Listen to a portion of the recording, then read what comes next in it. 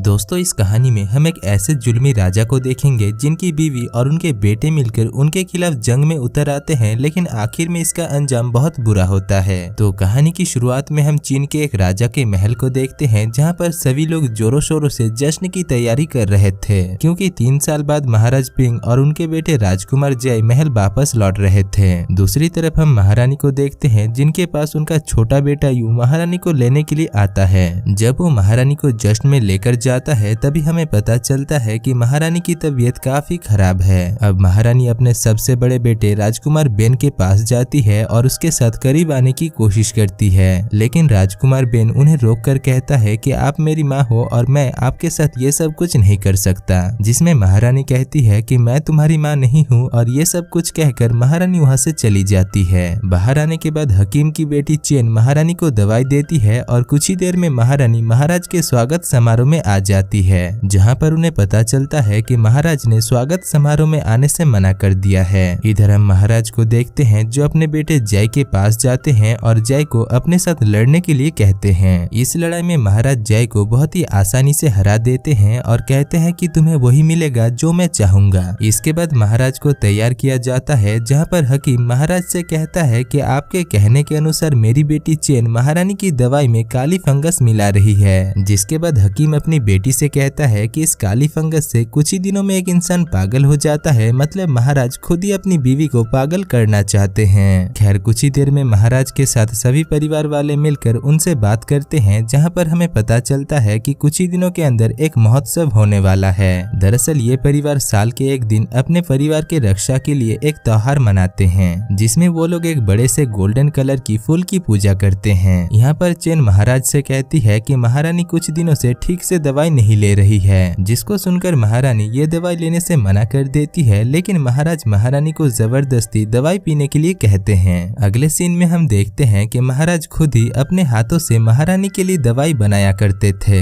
जब महारानी वहाँ पर आती है, तभी महाराज महारानी से कहते हैं कि तुम्हारे अंदर खून की कमी है, जिसको सुनकर महारानी कहती है कि मैं ये दवाई पिछले 10 सालों से ले रही हूँ, लेकिन इसका मुझ पर कोई भी असर नहीं हो रहा है। जिसके बाद महाराज फिर से महारानी को जबरदस्ती वो दवाई पिलाते हैं। कुछ देर बाद महाराज से मिलने के लिए राजकुमार बेन आते हैं, जहां पर महाराज बेन से कहते हैं कि मैं इस राजगद्दी को जय के हाथ में सौंप रहा हूं, तो अगर तुम्हें कोई इससे ऐतराज है तो तुम मुझे बता सकते हो। जिसमें बेन कहता है कि मैं इस गद्दी के काबिल नहीं हूं और मैं आपके फैसले का सम्मान करता हूं, जिसको कहकर वो वहां से चला जाता है। वहां से निकलकर वो हकीम की बेटी चेन के पास जाता है और हमें पता चलता है कि वो दोनों एक दूसरे से प्यार करते हैं। यहाँ पर वो दोनों जब एक दूसरे के साथ बात कर रहे थे, तभी वहाँ पर महारानी आकर उन दोनों को पकड़ लेती है। अब महारानी हकीम की बेटी चेन को इसका गुनहगार मानकर उसे अपने सेना को 20 कोड़े मारने के लिए कहती है, पर तभी वहाँ पर राजकुमार बेन अपने माँ से कहकर किसी तरीके से चेन को बचा लेता है। यहाँ पर महारानी कहती है कि मुझे तुम दोनों से कोई भी मतलब नहीं है, लेकिन त्योहार आने तक कोई भी गड़बड़ नहीं होनी चाहिए। कुछ देर बाद महारानी के पास उनकी गुप्तचर थी आती है, और यहाँ पर हम एक बात को नोटिस करते हैं कि महारानी हमेशा एक कपड़े में गोल्डन फ्लावर बनाती रहती थी। उनकी गुप्तचर उन्हें बताती है कि आपकी दवाई में काली फंगस मिलाई जा रही है, जो कि एक स्वस्थ इंसान को पागल कर सकता है। अब ये कहकर थी वहाँ से जाने लगती है, पर तभी वहाँ पर महाराज अपने सेना के साथ वहाँ पर पहुँच जाते हैं और थी को पकड़ लेते हैं। दुपट्टा उठने पर महाराज को पता चलता है कि ये गुप्तचर और कोई नहीं बल्कि महाराज की पहली पत्नी यानी बेन की माँ थी है, जिसको देखकर महाराज कहते हैं कि मुझे लगा कि तुम अभी तक मर चुकी होगी। यहाँ पर हमें पता चलता है कि थी राजमहल के हकीम के साथ भाग गई थी, और महाराज भी कोई दूध का धुला नहीं है, और उन्होंने इस राज्य के महाराज को मारकर उनकी बेटी से शादी कर ली और खुद ही राज सिंहासन पर बैठ गए। यहाँ पर थी कहती है कि मैं यहाँ पर सिर्फ अपने बेटे बेन को देखने के लिए आई थी और अब मैं यहाँ से चली जाऊंगी। खैर, इसके बाद एक दिन महारानी जय को अपने पास बुलाती है और उसे अपनी दवाई के बारे में बताती है। वो कहती है कि मैं अनजान होकर हर रोज जहर पी रही हूँ, जिसको सुनकर जय को काफी बुरा लगता है। महारानी ये भी कहती है कि मैं ये सब कुछ बहुत सालों से झेल रही हूँ और अब मैं झांसी की रानी की तरह लड़ूंगी। जिसमें जय कहता है कि मैं अपने पिता के खिलाफ नहीं जा सकता, इसीलिए महारानी अकेली ही महाराज के साथ लड़ने के लिए तैयार हो जाती है। अब अगले दिन महारानी बेन को अपने पास बुलाती है और उसे गोल्डन फूल से बना हुआ सूट देती है, लेकिन बेन उसे लेने से मना कर देता है। ये बात सुनकर महारानी उसके साथ जबरदस्ती करने लगती है और उससे कहती है कि ये सूट तुम्हें त्योहार वाले दिन पहनना होगा। जिसके बाद बेन उस सूट को फाड़ने की कोशिश करता है, लेकिन महारानी उसे किसी तरीके से रोक लेती है। इसी बीच वो दोनों एक दूसरे के करीब आने लगे थे, लेकिन बेन वहाँ से उठकर चला जाता है। दूसरी तरफ ये सब कुछ बाहर खड़ा हुआ यू भी देख रहा था। रात में बेन चेन से मिलने के लिए जाता है, जहाँ पर वो दोनों जब बात कर रहे थे तभी वहाँ पर थी आ जाती है और वो उन दोनों को एक साथ देखकर बहुत गुस्सा होती है, क्योंकि बेन और चेन दोनों ही थी के ही बच्चे थे। थी गुस्से से बेन को वहाँ से जाने के लिए कहती है और बेन वहाँ से चला जाता है। थी चेन से कहती है कि आज के बाद से तुम राजकुमार बेन के साथ कभी नहीं मिलोगी, जिसको सुनकर चेन भी वहाँ से चली जाती है। कुछ देर बाद थी जब हकीम के पास बैठी हुई थी, तभी महाराज के आदमी उन दोनों के ऊपर हमला कर देते हैं। अब थी किसी तरीके से हकीम के साथ घोड़े पर बैठकर वहाँ से निकल जाती है, लेकिन रास्ते में महाराज के आदमी हकीम को मार देते हैं, पर थी किसी तरीके से वहाँ से भाग जाती है। इधर बेन महारानी के पास आता है और उनसे पूछता है कि आप महाराज के ऊपर कब हमला करने वाली हो, जिसमें महारानी कहती है कि त्योहार के दिन। जिसको सुनकर बेन बहुत गुस्सा होता है और कहता है कि मैं अपने पिता को मरते हुए नहीं देख सकता, और ये कहकर वो खुद ही एक चाकू से खुद पर वार कर लेता है, पर जख्म गहरा ना होने की वजह से वो किसी तरीके से बच जाता है। महारानी उससे कहती है कि मुझे ये सब कुछ करना ही होगा, क्योंकि ये सब कुछ हमारे लिए बहुत जरूरी है। दूसरी तरफ हम यू को देखते हैं, जो कि उन दोनों को बात करते हुए सुन रहा था। खैर कुछ देर बाद बेन के पास महाराज आते हैं और उससे कहते हैं कि मुझे तुम्हारे और जिन के रिश्ते के बारे में सब पता चल गया है और इसमें तुम्हारी कोई भी गलती नहीं है। अगले सीन में हम देखते हैं कि त्योहार का दिन आ गया था और महाराज अपने सभी राजकुमार के साथ महल में खड़े हो गए थे, लेकिन काफी देर बीत जाने के बाद भी महारानी वहाँ पर नहीं आती। दरअसल महारानी की तबीयत काफी खराब हो रही थी, पर फिर भी वो अपने बालों में एक गोल्डन कलर का फूल लगाकर महाराज के पास आती है। दूसरी तरफ हम चेन को देखते हैं, जो महल आती है, लेकिन तभी महाराज की सेना उसके ऊपर हमला कर देते हैं। वो लोग चेन को मारने ही वाले थे कि तभी वहाँ पर थी आकर उसे बचा लेती है, पर सेना काफी तादाद में थे, इसलिए थी और चेन पकड़ी जाती है और उन्हें महाराज के पास लाया जाता है। यहाँ पर थी महाराज से पूछती है कि आपने हमें मारने की कोशिश क्यों की, जिसमें महाराज कहते हैं कि जेन राजकुमार बेन से प्यार करती है, इसलिए मैंने उसे मारने की सजा दिया है। तभी महारानी सभी के सामने कहती है कि थी और कोई नहीं बल्कि बेन की माँ है, यानी बेन और जेन सगे भाई बहन है। चेन जब ये बात सुनती है तभी वो अपने और बेन के रिश्ते के बारे में सोचकर चिल्लाते हुए वहाँ से भागने लगती है। थी भी उसके पीछे पीछे जाती है, लेकिन बाहर पहुँचती ही राजा के सेना उन दोनों को जान से मार डालते हैं। इसी बीच महारानी के सेना भी वहाँ पर आकर महाराज के सेना के ऊपर हमला कर देते हैं। इधर महल के अंदर हम महाराज और महारानी को देखते हैं, जिनके सामने अचानक यू बेन के पीछे आकर उसे एक तलवार से जान से मार डालता है।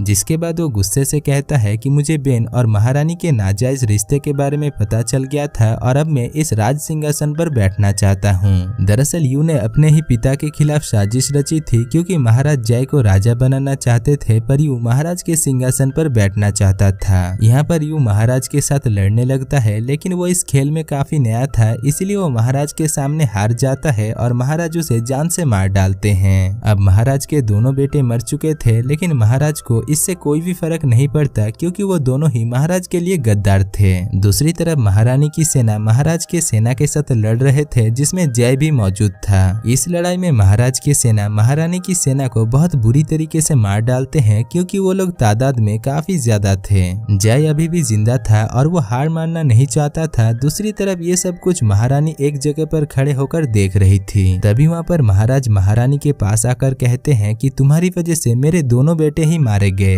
अब क्योंकि महारानी हार चुकी थी, इसलिए महाराज महारानी के पास से उस गोल्डन फ्लावर को छीन लेते हैं। इसके कुछ ही देर बाद जय को महाराज के सामने लाया जाता है, जहाँ पर महाराज जय से कहते हैं कि मैं तुम्हें युवराज बनाने वाला था, तो फिर तुमने किस लिए मेरे खिलाफ बगावत की। जिसमें जय कहता है कि ये सब कुछ मैंने राजगद्दी के लिए नहीं बल्कि मेरी माँ के लिए किया। दूसरी तरफ राजा की सारी प्रजा महोत्सव करने लगती है, क्योंकि आज महोत्सव का दिन था। राजा जय से कहते हैं कि मैं तुम्हारी और तुम्हारी माँ की जान बख्श सकता हूँ, लेकिन तुम्हें तुम्हारी माँ को हर रोज वो दवाई पिलानी होगी। जिसको सुनने के बाद जय अपने माँ के पास जाता है और अपने माँ से माफी मांगकर वो खुद ही एक तलवार से अपने गले को काट लेता है, जिससे वो अपने माँ बाप के सामने ही मारा जाता है। इधर उसके मौत से उसके पिता को कोई भी फर्क नहीं पड़ रहा था, क्योंकि जय ने भी उसके पिता के खिलाफ बगावत किया था। लेकिन महारानी काफी दुखी हो गई थी और गुस्से में वो उस दवाई के प्लेट को ऊपर उछालती है और वो दवाई सीधा जाकर गोल्डन फूल के निशाने पर जाकर गिरता है और वो फूल जल जाता है। अब ये देखकर हम समझ जाते हैं कि इस त्योहार में उस गोल्डन फूल का मतलब अपने परिवार को एक साथ बांध कर रखना था, लेकिन अब ये परिवार टूटकर बिखर चुका था और इसी के साथ ही इस मूवी की कहानी खत्म हो जाती है।